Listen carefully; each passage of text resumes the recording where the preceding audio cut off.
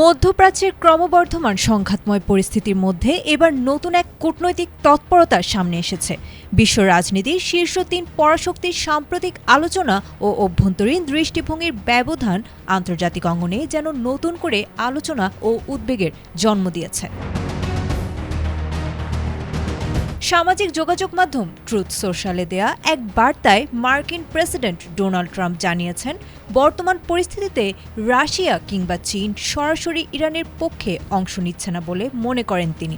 সম্প্রতি বেইজিংয়ে চীনা president Xi জিনপিংয়ের সঙ্গে অনুষ্ঠিত বৈঠকে একটি স্পষ্ট আশ্বস্ত বার্তা পাওয়ার দাবি করেছেন তিনি।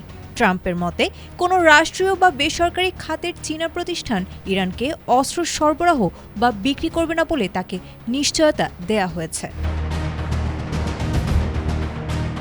একই ধরনের আশ্বাস দেওয়া হয়েছে মস্কোর পক্ষ থেকেও। রুশ প্রেসিডেন্ট ভ্লাদিমির পুতিন ট্রাম্পকে জানিয়েছেন, রাশিয়া ইরানের কাছে কোনো ধরনের অস্ত্র বিক্রি করবে না। পুতিনের সঙ্গে এই কথোপকথনের উল্লেখ করে মার্কিন প্রেসিডেন্ট জোর দিয়ে বলেন, বর্তমান সংঘাতময় পরিস্থিতিতে চীন বা রাশিয়া যদি ইরানকে সহায়তার উদ্যোগ নেয়, তবে তা উভয় দেশের জন্যই অত্যন্ত ক্ষতিকর ও নেতিবাচক পরিণতি বয়ে আনবে।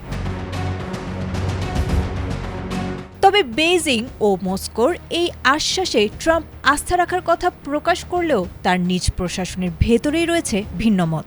মার্কিন প্রতিরক্ষামন্ত্রী পিট হেগসেথ সিনেটের এক শুনানিতে ইঙ্গিত দিয়েছেন যে চীন ও রাশিয়া অলক্ষ্যে ইরানকে বিভিন্নভাবে সহযোগিতা করে যাচ্ছে। এদিকে মার্কিন গোয়েন্দা সংস্থাগুলো খতিয়ে দেখছে রাশিয়া ইরানকে কোনো প্রযুক্তিগত সহায়তা কিংবা গুরুত্বপূর্ণ তথ্য সরবরাহ করছে কিনা। ইতোমধ্যে অস্ত্র অর্জনে সহায়তার অভিযোগে বেশ কিছু রুশ ও চীনা প্রতিষ্ঠানের ওপর মার্কিন নিষেধাজ্ঞা কার্যকর করা হয়েছে বলেও জানা গেছে।